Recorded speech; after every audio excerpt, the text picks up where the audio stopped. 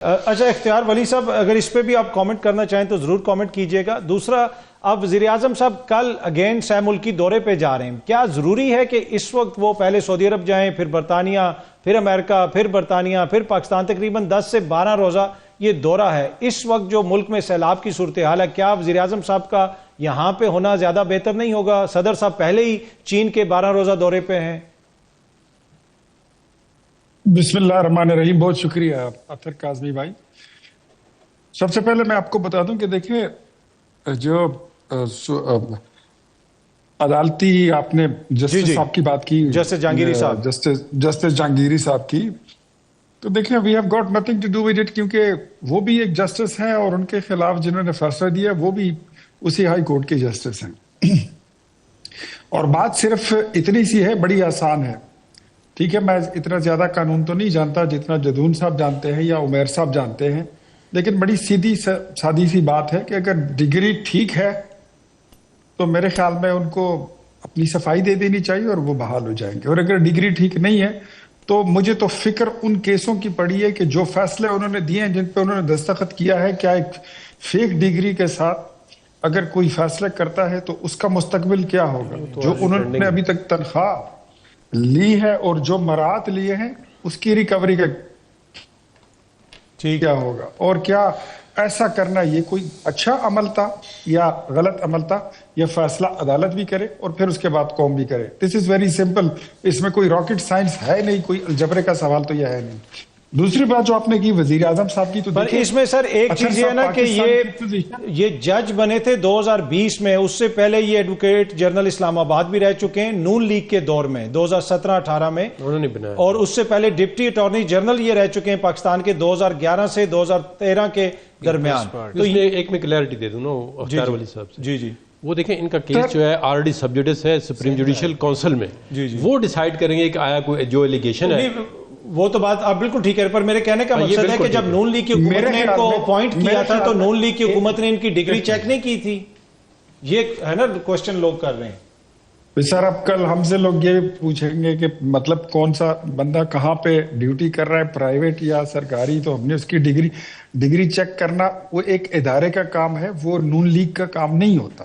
جس ادارے نے اپوائنٹ کرنا ہوتا ہے انہوں نے چیک کرنا ہوتا ہے، وہاں پہ نون لیگ کی کوئی اسکواڈ نہیں بیٹھی ہوتی، آپ کو خوب پتہ ہے، لیکن آپ اطہر بھائی آپ مزے لے رہے ہیں، چلیں ٹھیک ہے، چلیں آپ پلیز اپنی بات۔ دوسرا اب میں اپنی بات پہ آتا ہوں۔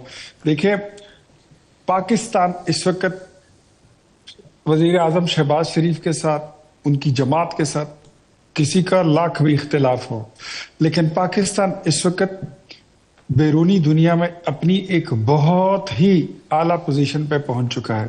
ہم نے اپنی عزت بنا لی ہے۔ وہ پاکستان جو بالکل ڈپلومیٹکلی تنہا ہو گیا تھا، جس کے ساتھ چین تو بڑی دور کی بات، سعودیہ کا تو آپ سوچ بھی نہیں سکتے تھے، تو یہ قطر اور یو اے ای بھی آپ کے ساتھ نہیں تھا، کوئی ملک آپ کا ساتھ نہیں دے رہا تھا۔ آج میرے خیال میں صرف پاکستان، صرف یہ مسلم امہ نہیں، آج چائنا آپ کے گیت گا رہا ہے، آج ایران زندہ آباد کے نعرے پاکستان کے لگا رہا ہے، آج امریکہ آپ کے گیت گا رہا ہے، آج دنیا آپ کے گیت گا رہی ہے۔ اب تو اسلامک نیٹو فورس بنانے کے لیے آپ کو امامت کی آفرز ہو رہی ہیں، اب تو آپ کی پوزیشن بالکل چینج ہو گئی ہے۔ تو میرے خیال میں جو اسرائیل نے اٹیک کیا تھا اس پہ وزیر اعظم شہباز شریف نے، اس سے پہلے انہوں نے ایران پہ حملہ کیا، ایران پہ ہمارا جو بالکل ایک غیر متزلزل جو ہمارا سٹینس آیا، اس نے ہماری پوزیشن دنیا میں بڑی کیا کہتے ہیں اس کو، الگ تھلگ بنا دی، منفرد بنا دی۔ اور اب جو اسرائیل نے اٹیک کیا قطر پر، اور آپ نے اگلے ہی روز قطر کا دورہ کیا اپنی تمام مصروفیات چھوڑ کر، تو میرے خیال میں اب آپ کی پوزیشن کوئی عام نہیں ہے، کوئی معمولی نہیں ہے، بہت غیر معمولی پوزیشن ہے۔ تو آپ کے ذمہ کام بڑا ہے، اور آپ نے ابھی مسلم امہ کو اکٹھا کر کے اور اسرائیل جیسے بدماشوں کو، جو خطے کے بدماش، مفت کے کرائے کے بدماش بننا چاہتے ہیں، ایسے لوگوں کو نکیل ڈالنا بھی یہ آپ ہی کے بس کا کام ہے، کسی اور کا بس کا کام نہیں ہے۔ اگر کوئی اختلاف ہو پولیٹیکلی وہ اپنی جگہ پر، لیکن میرے خیال میں ہمیں اپریشیٹ کرنا چاہیے کہ وزیر اعظم Shehbaz Sharif is playing very smartly and very swiftly and very beautifully. ٹھیک ہے. اچھا اختیار ولی صاحب، اب آپ کا تعلق بھی خیبر پختونخوا سے ہے. خیبر پختونخوا کے وزیر اعلیٰ کو پنجاب کی حکومت خان صاحب سے ملنے نہیں دیتی، کیا یہ بات مناسب ہے؟ سر ویسے میرے نزدیک ٹو بی آنےسٹ یہ کوئی مسئلہ نہیں ہے، بالکل بھی نہیں ہے، کیونکہ علی امین گنڈا پور صاحب جو ہے نا، انہوں نے خیبر پختونخوا میں لوگوں کے تو بنیادی حقوق سارے سلب کر کے رکھے ہوئے ہیں. وہ تو خیر کسی مطلب اس کے محتاج. اختیار بھائی آپ نے ماشاءاللہ اتنی بڑی ریلی نکالی تھی 14 اگست کو، اتنے کارکن تھے آپ کے ساتھ، جھنڈے آپ نے پاکستان کے اٹھائے ہوئے تھے نوشہرہ میں، تو کم از کم آپ کو تو یہ نہیں کہنا چاہیے، آپ کو تو مکمل اجازت تھی وہاں پہ. سر میں آپ کو ایک بات بتاتا ہوں کہ میری اس ریلی کا جس کا آپ ذکر کر رہے ہیں اس کو پولیس پروٹیکشن دینے سے منع کیا گیا تھا. اس کے لیے کسی فائر بریگیڈ پانی کی ٹینکی وغیرہ لانے کے لیے منع کیا گیا تھا. جتنے انتظامی ہتھ کنڈے وہ کر سکتے تھے، اس کے باوجود میں نے اتنی ریلی کر کے اور اتنا جلسہ میں نے کر کے دکھا دیا. میں کل سوات گیا ہوں اور جو لوگ پاکستان تحریک انصاف کے جن کے غیر قانونی پراپرٹیز ہیں دریا کے کنارے، وہ سب کے سب اپنی جگہ پہ کھڑے ہیں. جن کے لیگل پراپرٹیز ہیں 30 40 50 سال کی 80s کی، ان کو، اور ان کا تعلق مسلم لیگ نون سے ہے. اسپیشلی میں ملک صدیق کی بات کروں گا، جو جہاں سے وزیر اعظم شہباز شریف صاحب نے الیکشن لڑا تھا 2018 میں، اور وہ ان کا کیمپین کے وہ موور تھے. ان کے تقریباً 80-90 کروڑ روپے کے ہوٹل کو گرا دیا گیا. سلیم الرحمان کا جو ہوٹل ہے وہ کھڑا ہے، تحریک انصاف کے لوگوں کے کھڑے ہیں، اور ایک نام نہاد ایک صوبائی وزیر ہے انگوٹھا چاپ، بالکل کڑا سکا ان پڑھ، اس کے پاس 3 وزارتیں ہیں، جنگلات کی، ماحولیات کی اور فشریز کی. وہ مسلم لیگیوں کے ہوٹل گرا رہے ہیں. علی امین نے اس پہ کیا ایکشن لیا؟ اچھا پر اختیار صاحب، میں نے جو وزیر اعلیٰ ہاؤس ہے، ان کا جو آفس ہے وزیر اعلیٰ کا KPK کا، ان سے پوچھا وہاں سے کہ امیر مقام صاحب کے ہوٹل کے حوالے سے PTI والے بار بار کہتے رہے، تو ادھر سے مجھے بتایا گیا کہ نہیں جی، امیر مقام صاحب کا جو ہوٹل ہے وہ ہے تو دریا کے اندر، پر وہ بالکل لیگل ہے، تو اس کو تو ہم نہیں گرا رہے. تو وہ تو یہ کہتے ہیں کہ ہم نے تو امیر مقام صاحب کا بھی ہوٹل نہیں گرایا. سر میں ایک بات بتاتا ہوں جی، اگر ان کا ہوٹل انلیگل ہے تو ہم اس کی وکالت کبھی بھی نہیں کریں گے. ہم یہ نہیں سمجھتے ہیں کہ اس کی وکالت PTI والے خود کر رہے ہیں، آپ کیوں کریں گے؟ PTI والے خود کر رہے ہیں اس کی وکالت. اللہ ان کو خوش رکھے، اللہ ان کو اجر دے اس بات کا. اور اگر وہ اس کا وہ کر رہے ہیں تو ہوگی ان کا کوئی تعلق، کوئی رشتہ، کوئی دوستی، جو بھی ہو وہ ہو سکتی ہے. لیکن میں آپ کو بتاؤں کہ اگر انلیگل ہے تو ہم اس کی کبھی بھی وکالت نہیں کریں گے، اور اگر وہ لیگل ہے تو ہم اس پہ پہرا دیں گے. لیکن مجھے یقین ہے کہ ان کے ڈاکومنٹس ٹھیک ہوں گے، وہ غلط نہیں ہوں گے. لیکن جو لوگ جدی پشتی وہاں پر مالک ہیں، جنہوں نے PTI کے لوگوں پر زمینیں بیچی اور وہاں پہ ہوٹلز بنائے وہ قانونی، اور جنہوں نے اپنی زمین پر جائیداد بنائی، ہوٹل بنائے، وہ غیر قانونی. تو یہ انتقامی کاروائیاں ہو رہی ہیں آپ لوگوں کے خلاف، اور اس کے بدلے میں پھر آپ علی امین کو نہیں ملنے دیتے پنجاب میں ان انتقامی کاروائیوں کی وجہ سے. میں بتاتا ہوں، ایک خسرہ 2 قانون نہیں چل سکتے. ایک ضلع 2 قانون، ایک صوبہ 2 قانون، ایک علاقہ 1 سڑک 1 دریا 2 قانون. یہ کیسے ہو سکتا ہے؟ ہو نہیں سکتا. علی امین کی آپ بات کرتے ہیں، علی امین کی ملاقاتیں سب سے زیادہ ہوئی ہیں، پہلے بھی ہوئی ہیں. اس کا کوئی فائدہ میں تو نظر نہیں آتا. ہاں دوسری ایک بات آپ کو بتاؤں، یہ اتنا رنگ باز آدمی ہے، یہ اتنا رنگ باز آدمی ہے علی امین، کہ کبھی کبھی یہ جانے کا ڈرامہ پبلک کے سامنے کرتا ہے اور بیچ میں سے ہی کہتا ہے کہ مجھے ملنے مت دو. ادھر اس کا یہ بھی ڈرامہ ہوتا ہے، یہ انتظامیہ کو کہتے ہیں مجھے ملنے نہیں دینا، کہ میں ملوں گا تو وہ مجھے انسٹرکشن دے گا. ٹھیک ٹھیک ٹھیک. اور اوپر سے خان صاحب کی بھی اپنی پک اینڈ چوز ہوتی ہے. عمران خان صاحب خود بھی کہتا ہے کہ مجھے فلاں سے ملنا ہے، فلانے سے نہیں ملنا. ادھر عمیر لوگ بیٹھ کر لسٹ تو بنا لیتے ہیں 8-10 لوگوں کی کہ فلاں فلاں ملے گا. ادھر سے خان صاحب کہتا ہے کہ یہ اس میں سے یہ 3-4 نام کاٹ دو، 6 کو لے آؤ، 7 کو لے آؤ. تو ان کے اپنے گھر میں بھی بڑی چیزیں جو ہیں وہ ڈس آرڈرز ہیں، وہ جب تک یہ ان آرڈر نہیں کریں گے تو وہ چیزیں میرے خیال میں ٹھیک نہیں ہو سکتی. ٹھیک.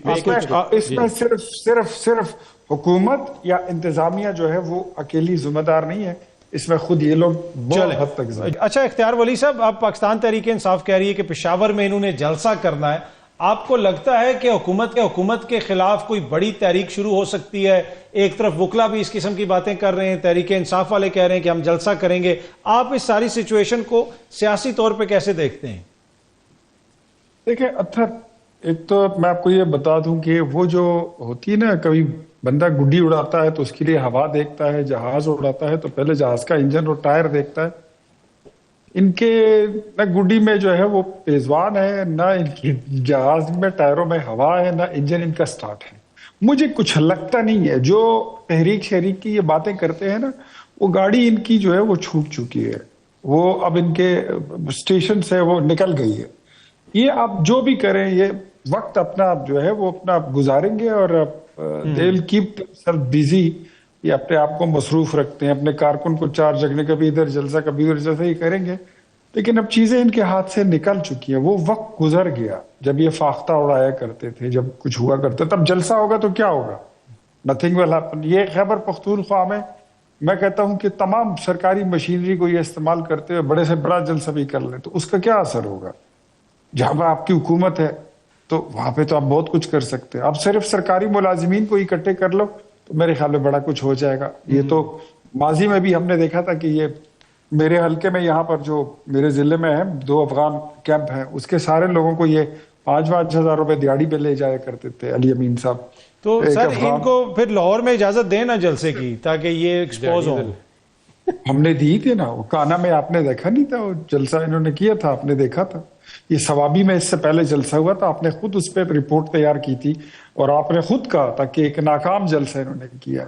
ایک جلسہ جو تھا ان کا وہ آپ نے خود آپ کے شو میں نے دیکھا تھا، آپ نے اس پہ تبصرہ کیا تھا کہ یہ ایک پور فلاپ شو تھا جو ثوابی میں ہوا تھا. آپ نے کہا تھا، میں نے اور بڑے شوز میں دیکھا تھا. تو جب خیبر پختونخوا میں ان کی یہ حالت ہے تو یہ پنجاب میں کیا کر سکتے ہیں؟ کچھ بھی نہیں کر سکتے.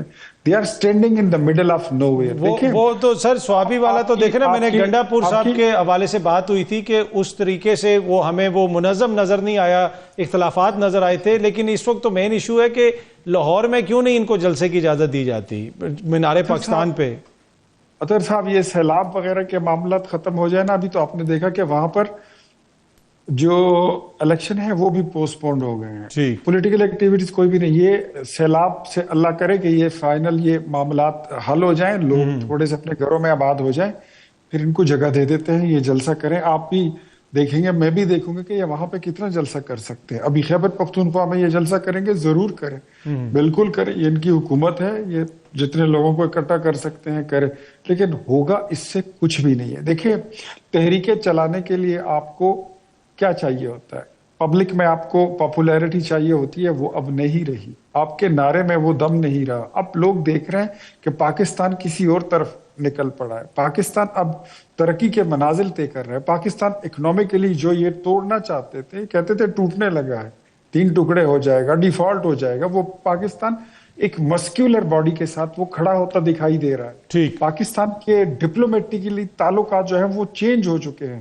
اس وقت آپ مسلم امت کی امامت کے لیے تقریباً فٹ ہو چکے ہیں. لوگ آپ سے بڑی توقع پوری دنیا رکھتی ہے.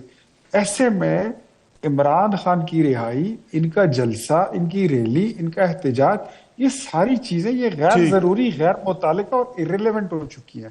I don't think so کہ اس کا کوئی فرق پڑے گا. ویسے یہ کرتے ہیں تو کرتے رہیں. ٹھیک ہے. اب